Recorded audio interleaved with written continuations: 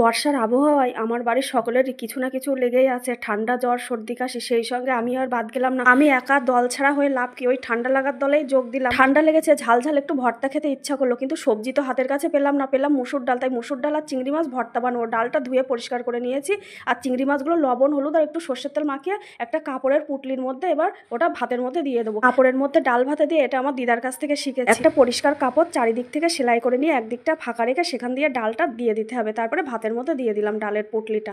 এদিকে পেঁয়াজ রসুন আর শুকনো লঙ্কা ভাজা করে নিয়েছি, সবগুলো শিলে বেশ ভালো করে বেটে নেব। লঙ্কাটা বাটার সময় একটু লবণ দিয়েছি, বেশ লঙ্কাটা ভালো বাটা হয়ে গেছে। পেঁয়াজ রসুন লঙ্কা বাটা হয়ে গেছে। এদিকে ভাতটাও নামিয়ে দিয়েছি, ডালটা বেশ ভালো সেদ্ধ হয়ে গেছে।